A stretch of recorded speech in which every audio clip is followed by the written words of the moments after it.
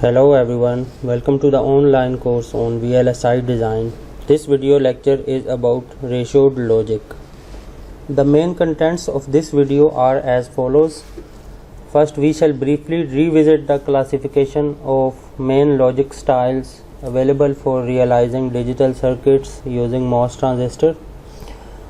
And then we shall see the concept of ratioed logic and ratioless logic, along with different design strategies for ratioed logic, which include resistive load, pseudo NMOS, and differential cascade voltage swing logic.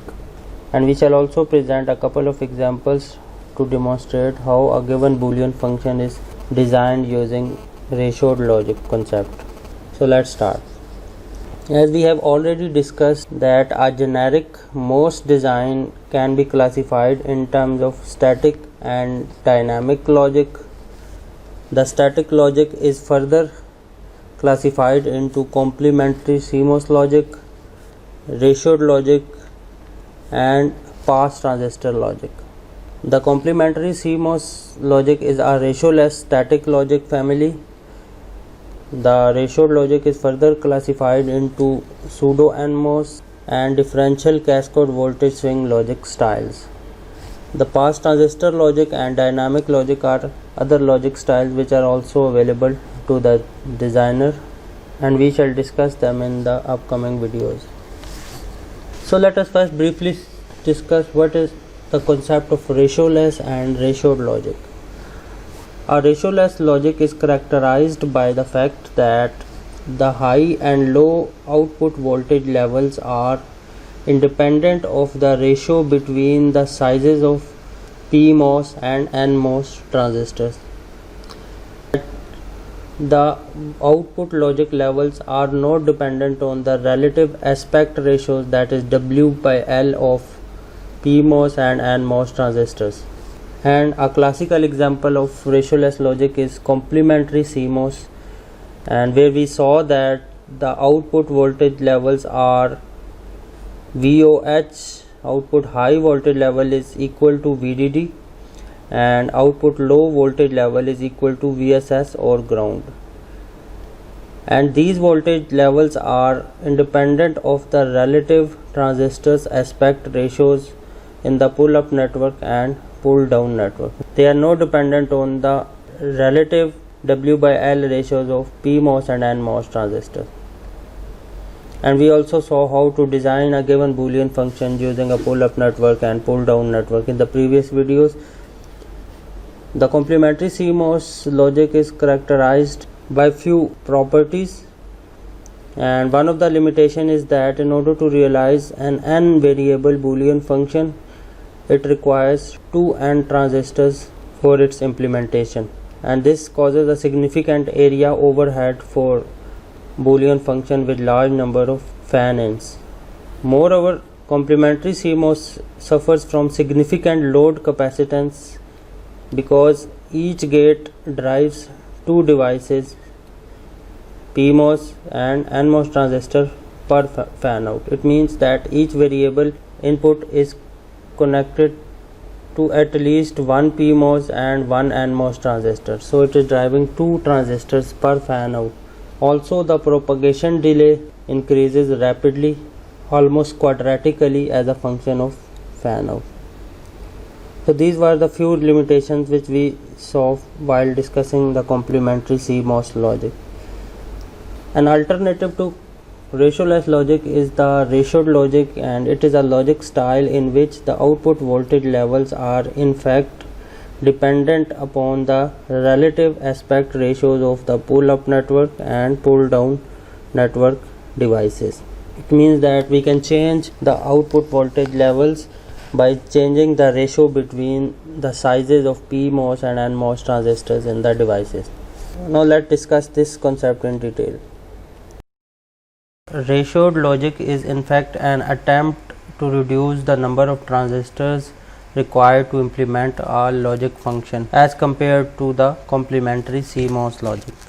And as we discussed earlier, for complementary CMOS logic, in order to realize a Boolean function of n variables, we require 2 n transistors. out of which n are PMOS transistors and n are NMOS transistors. So there are n PMOS transistors in the pull up network and n PMOS transistors in the pull down network, and the inputs are simultaneously applied to both these networks. An important characteristic is that the pull up network and pull down network are mutually exclusive. It means that when pull up network is switched on, the pull down network is switched off, and vice versa. It means that the transistors in the pull up network are conditionally on or off depending upon the values of input variable, and the output levels are VDD and VSS, no matter what are the relative aspect ratios of NMOS transistors and PMOS transistors. The PMOS transistors can be made arbitrarily small or large as compared to the NMOS transistor, but the voltage level would remain same. Now in a ratioed logic, in order to reduce the number of transistors, the entire pull up network is replaced by a single load device, and this load device is unconditional load device. It means that it would remain on no matter what are the values of input variables. The input variables are not connected to switch on this device. So this reduces the number of transistors from 2n to n plus 1 in the ratioed logic. There are n plus 1 devices in the ratioed logic as compared to the 2n devices in the complementary CMOS logic. Now the ratioed logic comes up in a number of implementation. Either we can have a load resistor over here, or we can have a depletion mode NMOS transistor over here, and as we know that a depletion mode NMOS transistor has a threshold value less than 0, so it would always remain switched on whether output is high or low. The third choice is to connect an enhancement mode PMOS device with its gate grounded, and this arrangement is known as pseudo NMOS arrangement. So let's discuss them one by one. In a ratioed logic with resistive load device, we have a pull down network which consists of NMOS transistors, and this network is exactly similar to the one that we have for complementary CMOS logic. Imagine we have a function of f is equal to x bar form, where x forms the pull down network. So this pull down network is the same which is present over here. However, in CMOS case, x bar was used to implement the pull up network, but in case of ratioed logic, we don't have a network of PMOS transistors, but we have a single load device of resistance RL. So the total complexity of this combination is n transistors plus 1 resistor. Now when the pull down network is switched off by virtue of its input, the path from output to the ground is disconnected, so the output node charges to the voltage VDD through the load resistance RL. Thus the nominal high output voltage level is equal to VDD. When the pull down network switches on, the equivalent on resistance of pull down network and the load resistance RL forms a voltage divider network.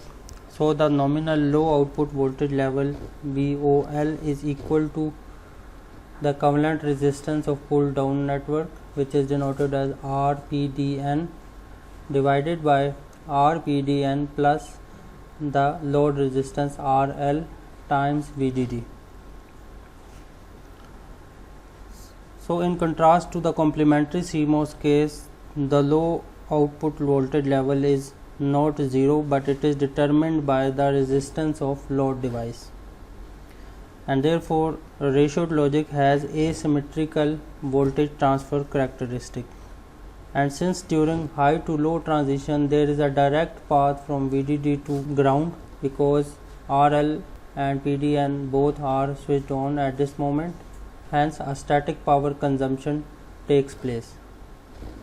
Similarly, the worst case propagation delay takes place from high to low transition, and it is equal to 0.69 times the equivalent resistance of NMOS transistors in the pull down network multiplied by the load capacitance CL.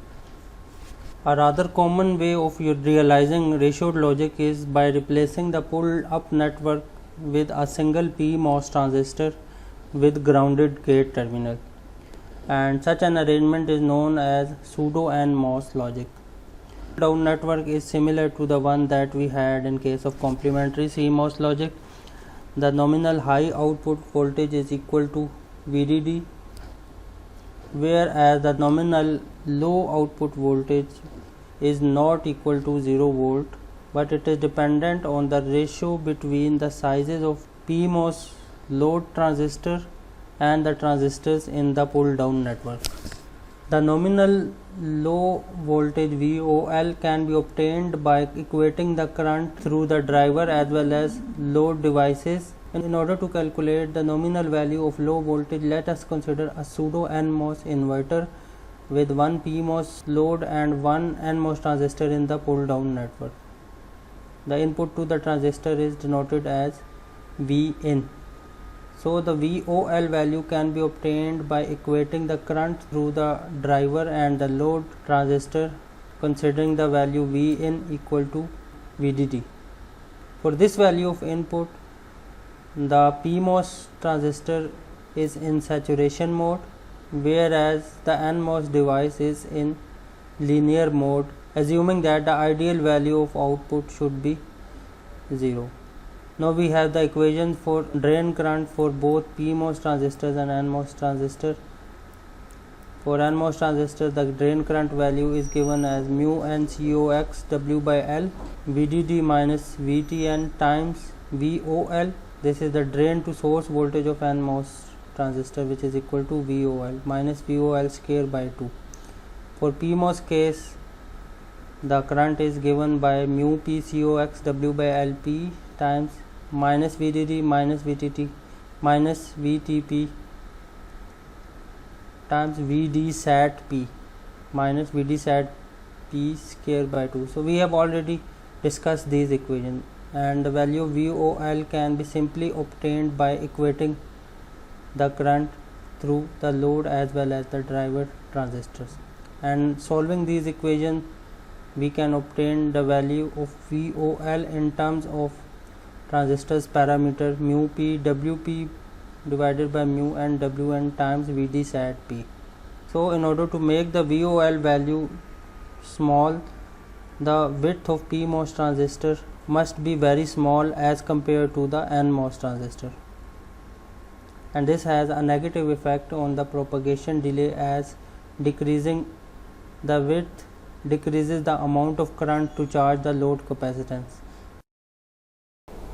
Now this slide shows the effect of W by L ratio of PMOS load transistor on the voltage transfer characteristic, and as we can see that decreasing the W by L size, the curve become more and more steeper and the nominal low output level decrease. W by L P equal to 0.5 means that the width of PMOS transistor is half as compared to its length. And here we have collected some numbers.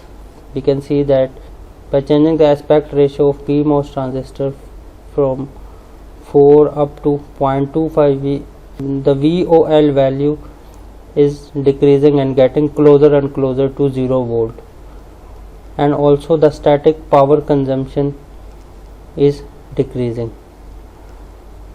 but we are paying some price in terms of propagation delay, because decreasing the W by L ratio means the width is getting smaller and smaller, and this is increasing the resistance of PMOS transistor and in turn decreasing its current. So as a result, the value of low to high propagation delay increases. Another approach for ratioed logic is known as differential cascade voltage swing logic, and this logic style not only eliminates the static power dissipation, but it also provides a full rail to rail swing with VOH equal to VDD and VOL equal to 0 volt. This logic style combines two concepts together, that is differential logic and positive feedback. The concept of differential logic means that given a logic gate, each input is provided in complementary format, which means that for each input variable, its normal as well as complemented value is presented to the gate. Moreover, we obtain normal as well as complementary output, and with the help of a positive feedback, the load devices are turned off when they are not needed. So this is the general architecture of a DC-VSL gate. Let's discuss it in the next slide. Here we have two pull down networks, PDN1 and PDN2. Both of them are made up of NMOS transistors, and these two networks are mutually exclusive. It means that when one of them is conducting, the other one is switched off. The required function and its complement are simultaneously implemented in PDN1 and PDN2. It means that a series connection of NMOS transistors in PDN1 corresponds to a parallel connection in PDN2. Now this circuit works as follows. Let's assume that for a given set of input, PDN1 is switched on and PDN2 is switched off and equal to 1 and out bar equal to 0 initially.